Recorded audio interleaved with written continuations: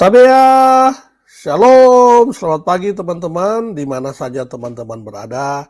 Jumpa kembali dengan Maranatha di channel kesayangan kita, channel Warane, channel pejuang yang penuh kasih.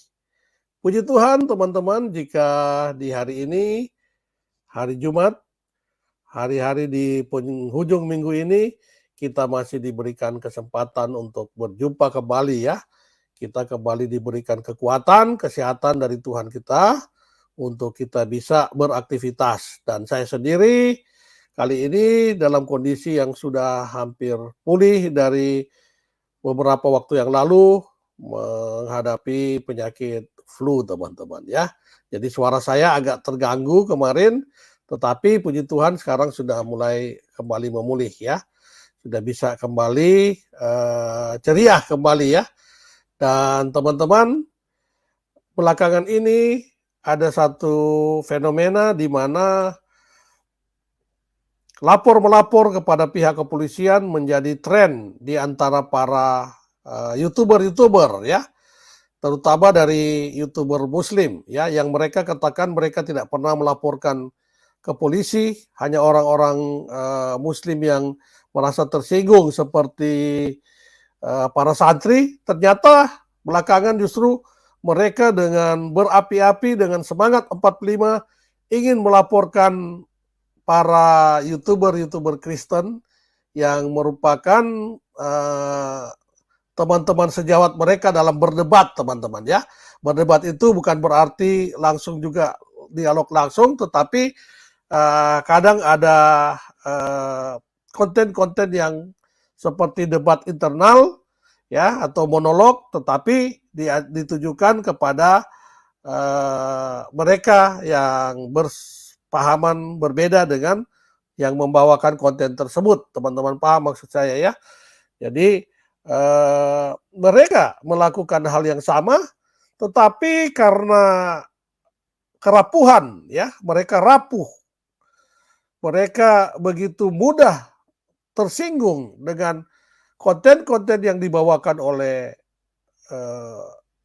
apologet atau YouTuber Kristen. Ternyata mereka sekarang malah mengatakan bahwa YouTuber Kristen menghujat keyakinan mereka, menghina nabi mereka, sehingga patut dilaporkan kepada pihak polisi ya. Mereka tidak kuat, mereka tidak tahan untuk dicubit, tetapi mereka dengan ganjennya mencubit orang. Mereka mulai mencubit orang, tetapi tidak kuat untuk dicubit teman-teman ya. Makanya sebelumnya saya pernah update, saya katakan kalau tidak kuat ya sudah berhenti ya. Jangan lakukan itu. Kalau kalian tidak lakukan, kita juga tidak akan lakukan. Tetapi mereka ternyata mau melakukan, tetapi tidak mau mereka diperlakukan hal yang mereka lakukan kepada orang lain. Ya itulah ya. Itulah kehidupan manusia, tetapi manusia mereka bukan manusia kita. Oke teman-teman, kali ini saya akan membuka catatan kelam kita bagaimana ketika kekristenan itu dihujat habis-habisan oleh mereka yang meyakini agamanya itu, di mana agamanya baru lahir 700 tahun setelah kekristenan itu lahir.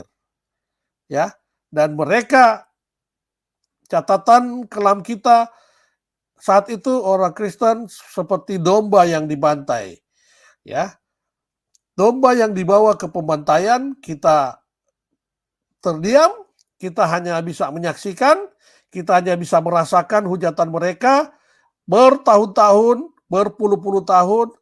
Tetapi ketika kita mencoba untuk bangkit melawan, ternyata mereka dengan rapuhnya mengatakan bahwa kita telah menghujat mereka, kita telah menghina mereka. Baru saja kita mulai ya, baru saja belum lama kita mengawali, baru beberapa tahun, ternyata mereka sudah tidak tahan teman-teman.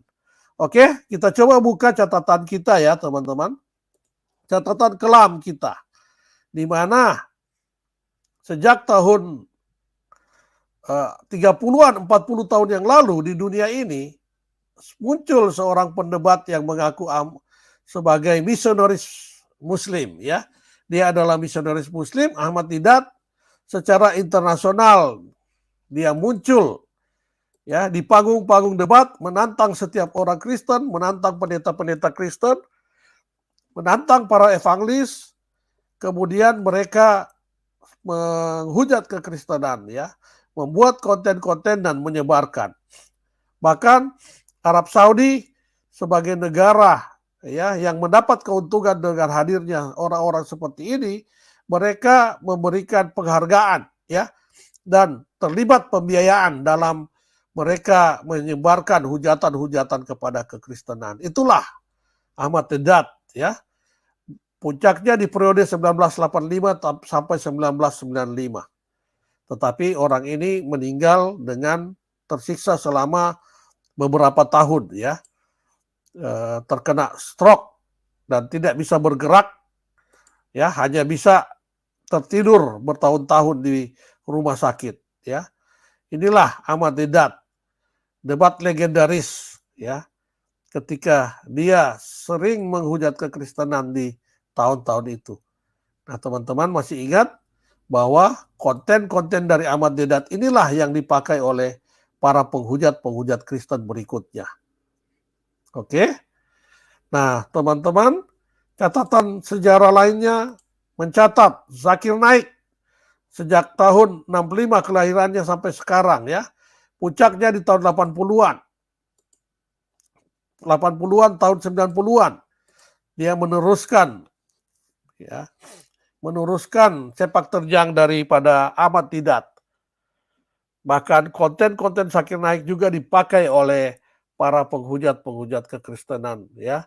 Mereka yang mengaku sebagai mualaf-mualaf yang pada tahun 80-an, ya, menggunakan konten-konten Zakir Naik. Nah, teman-teman, yang menyedihkan dengan Zakir Naik ini adalah apa, teman-teman? Ketika Zakir Naik ini datang ke Indonesia di bulan Maret 2017, yang paling menyedihkan dari kedatangannya adalah negara kita memfasilitasi kedatangannya, ya. Si Wakil Presiden Yusuf Kala yang terindikasi mengundang Zakir Naik datang ke Indonesia memfasilitasi Zakir Naik hanya untuk menghujat kekristenan, teman-teman. Apakah orang Kristen ribut? Apakah orang Kristen menangis? Apakah orang Kristen turun ke jalan untuk memprotes ini? Tidak. Kami hanya melihat dari TV, ya, kami hanya melihat dari YouTube. Ketika keyakinan kami, ya, dinistakan, keyakinan kami dihujat oleh orang ini, kami hanya menonton saja, teman-teman. Adakah kita berteriak-teriak? Adakah kita melaporkan kepada pihak kepolisian? Sementara dia difasilitasi oleh negara, teman-teman. Bahkan dia berkunjung ke Istana Wakil Presiden pada tanggal 4 Maret 2017, disambut dengan begitu antusias, teman-teman. Ya, bagaimana negara ini memperlakukan umat Kristen, teman-teman? Ya, seharusnya Bapak Presiden Jokowi juga sudah memperhatikan hal ini. Tetapi umat Kristen hanya diam saja. Umat Kristen tidak mau berteriak, tidak mau turun ke jalan memprotes apa yang dilakukan oleh pemerintah yang memfasilitasi, mengundang dan memfasilitasi Zakir Naik ini hanya untuk menghujat agama kita, hanya untuk menghujat keyakinan kita, hanya untuk menghujat Tuhan kita. Sedih, teman-teman, ya. Saya mungkin tidak mampu untuk menjelaskan banyak tentang hal ini. Sedih buat saya. Tetapi inilah yang terjadi. Ya. Kemudian kita masih ingat di tahun 80-an ketika ramai-ramai penghujat lokal, ya, meraup rupiah, meraup kekayaan daripada menghujat kekristenan. Ya, mereka yang mengaku meninggalkan agama Kristen diterima baik, disambut baik, difasilitasi oleh orang-orang yang berduit untuk semakin menghujat kekristenan. Apa yang terjadi? Kekristenan diam, teman-teman. Kita hanya bisa menonton, kita hanya bisa menyaksikan, kita hanya bisa mendengar ketika agama kita dihujat, agama kita dihina, Tuhan kita dihujat. Ya, tapi itulah kekristenan.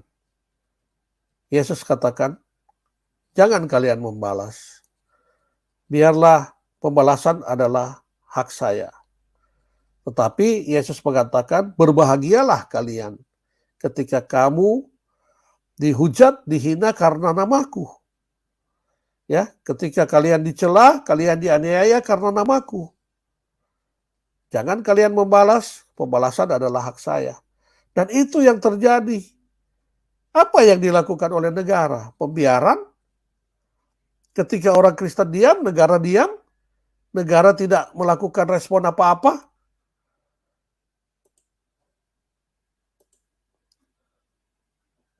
Ya, teman-teman lihat dari Moko Ginta, kemudian ada Irene Handono, kemudian ada Stephen Indrawibowo, ya, yang semua mereka bicara nggak pernah ada fakta. Bahkan fakta berbalik dengan kenyataan yang fakta nyata itu berbalik dengan apa yang mereka ucapkan. Adakah kebenaran dari ucapan mereka? Tidak, kami diam. Ya, Stephen Indrawibowo mengatakan dia adalah mantan pastor. Ya. Bahkan Bangun Samudra mengatakan dia S3, pastor. Ya, pastor S3 dari Vatikan.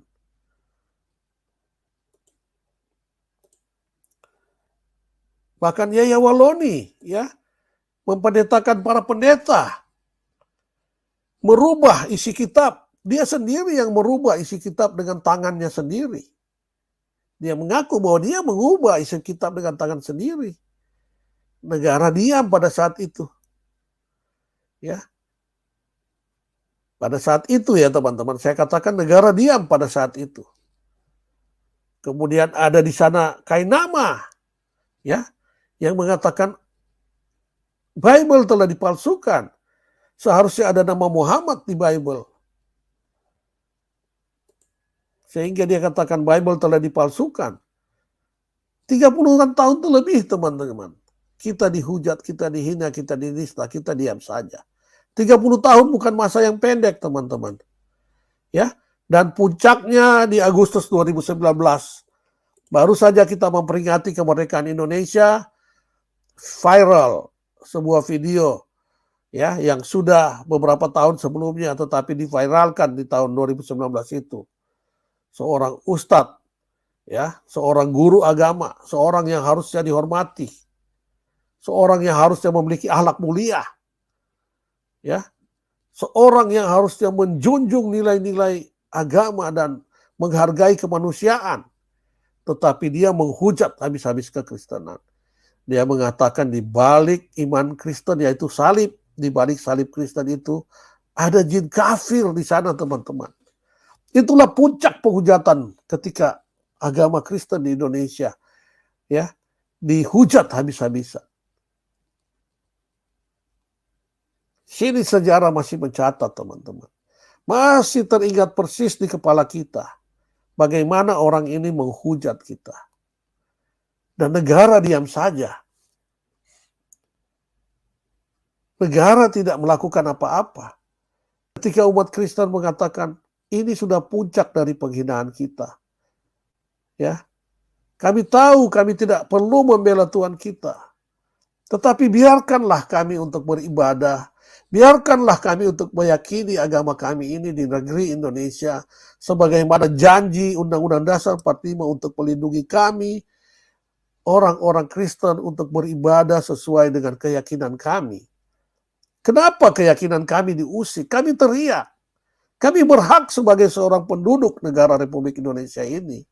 Karena kami juga sama di depan hukum. Dilindungi Undang-Undang Dasar 45. Kami meminta hak kami untuk didengarkan. Bukan kami ingin membela Tuhan kami. Sudah cukup Tuhan kami dihujat. Sudah cukup panjang Tuhan kami dihina, kami tidak membela. Tetapi puncak dari penistaan kami hanya meminta hak kami sebagai negara, sebagai warga negara di Republik Indonesia. Tolong pihak negara, cukuplah kalian memfasilitasi orang-orang ini menghujat kami. Tolong tangkap orang ini. Ya tetapi negara hanya mendiamkan. Negara tidak merespon. Karena kami tidak pernah ribut. Karena kami tidak pernah turun di jalan. Tetapi apakah hukum harus kita turun ke jalan dulu? Harus kita buat keonaran dulu? Harus kita bakar-bakar rumah dulu? Harus kita bakar-bakar mobil di jalan dulu? Baru polisi mau menindak? Tidak, kami tidak akan melakukan itu. Kami tidak akan pernah melakukan itu. Kami hanya menuntut kami sebagai warga negara yang memiliki hak sama. Tolong dengarkan kami. Bahwa ada seorang penghujat yang masih menikmati udara bebas di luar sana dan terus menghujat kami. Dialah Ustadz Abdul Somad. Kenapa kami terus-terus dihujat tanpa ada? Kami harus membuat keonaran di negeri ini. Apakah harus menunggu kami buat keonaran? Tidak pernah. Orang Kristen tidak akan pernah membuat keonaran di negeri ini. Kami hanya bisa merasakan saja, kami hanya bisa membatin, kami hanya bisa menahan, tetapi Yesus mengatakan kalian berbahagia. Tuhan Yesus mengajarkan kami berbahagialah. Ya. Tetapi kami juga berhak untuk menuntut hak kami. Itulah puncak ketika kekristenan itu dihujat.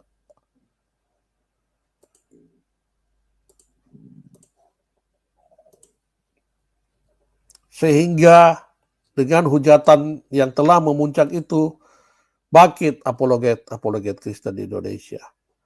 Banyak apologet Kristen yang lahir pada saat itu. Ya.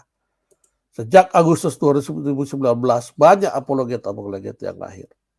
Setahun kemudian, saya ikut bergabung bersama apologet ini.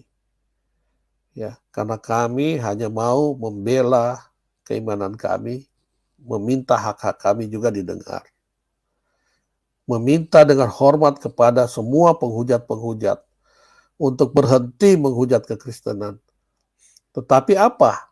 Ketika kita membela, ketika kita lahir di media sosial ini untuk meluruskan, ya, untuk membela keimanan kami, ya kami berbalik dilaporkan. Dan polisi merespon semua laporan-laporan terhadap kami. Ya. Tapi kami tidak pernah takut. Kami berjalan dalam kebenaran. Saya sendiri mengatakan, saya sama seperti Ibu Sofiatul, saya sama seperti saudara-saudara kita, apologet Kristen, kami tidak akan berhenti menyuarakan untuk meluruskan kebenaran dari keyakinan agama kami.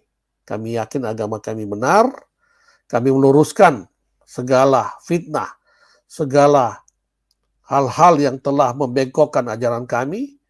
Tetapi kalau kami dilaporkan hal-hal itu, kami siap. Ya, saya katakan kami siap mempertanggungjawabkan. Karena kami hadir di sini, kami hanya meluruskan. Ya, kami hanya meluruskan ajaran kami. Kami hanya meluruskan keyakinan kami yang telah dibengkok-bengkokkan. Ya, yang telah disesat-sesatkan oleh orang-orang ini.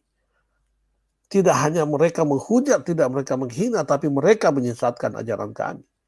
Wajib kami untuk meluruskan itu. Tetapi karena hal itu kami harus dihadapkan, ya. Karena polisi juga selalu merespon laporan mereka. Silakan, kami tidak takut. Bukan kami tidak takut melanggar hukum, tidak. Kami hanya membela hak kami. Saya sudah jelaskan, bertahun-tahun kami diam. Ya, berpuluh-puluh tahun kami diam. Kami dihujat, kami dihina, kami diam. Tetapi ada saatnya kami harus membela hak kami. Kami harus menuntut hak kami harus membela keimanan kami. Seperti itu ya. Jadi saya Waranei, pejuang Kristen yang penuh kasih, saya tidak akan pernah diam. Saya akan terus memperjuangkan ini. Saya akan terus menyuarakan. Dan saya akan mengajak teman-teman saya untuk terus memperjuangkan hal ini. Semoga apa yang kita lakukan ini tidak untuk membuat negara ini semakin kacau. Tidak, sama sekali tidak. Kita tidak untuk meminta membuat negara ini kacau. Kami hanya meminta untuk kami didengar akan hak kami juga. Seperti itu. Ya, kami berhak hidup di negara ini. Negara sudah jelas memfasilitasi orang-orang yang menghujat kekristenan. Ketika kami melaporkan mereka, negara diam. Justru karena negara diam, kami hadir di sini untuk terus meluruskan ini. Ya, kalau seandainya ketika Abdul Somad waktu itu menghujat kekristenan dan negara mendengar apa yang kami keluhkan pada saat itu, tidak akan ada apologet-apologet Kristen yang muncul di dalam YouTube atau media sosial sebanyak ini. Tidak akan ada. Mungkin ada 1-2 saja. Karena tugas kependetaan mereka. Tetapi sekarang bak menjamur, semua muncul. Seperti itu teman-teman ya. Nah, jadi saya katakan di sini bahwa saya tidak akan pernah mundur. Ya, bahwa saya tidak akan pernah berhenti untuk menyuarakan ini. Dan saya mengajak juga pada semua apologet-apologet Kristen yang ada untuk tetap menyuarakan kebenaran. Karena kita tidak sedang membuat kekacauan di negeri ini. Justru kita ingin negara ini damai. Kita ingin orang-orang itu juga berhenti untuk terus menghujat kekristenan. Ya. Negara yang sudah pernah memfasilitasi hujatan-hujatan kepada kekristenan, negara ini sebenarnya berhutang kepada kita. Seharusnya negara ini juga berpihak kepada kita karena sejarah telah mencatat bahwa pernah suatu saat mereka yang menghujat kekristenan itu difasilitasi oleh negara. Disambut bahkan seorang pahlawan ya, dan diberikan kemewahan untuk datang ke Indonesia hanya untuk menghujat agama kami, hanya untuk menghina keyakinan kami. Seperti itu ya. Saya rasa teman-teman ini saja yang ingin saya sampaikan. Semoga pagi ini bisa membawakan pencerahan buat kita semua. Dan terus bersama kami teman-teman, para apologet Kristen, teman-teman yang ada di Last Chat, para pemirsa yang ada di sini, terus mendukung kami untuk terus melayani Tuhan kita lewat pemberitaan apologetika di media sosial, termasuk di YouTube ini. Tuhan memberkati kita semua. Salam, salam kebajikan. Haleluya. Amin.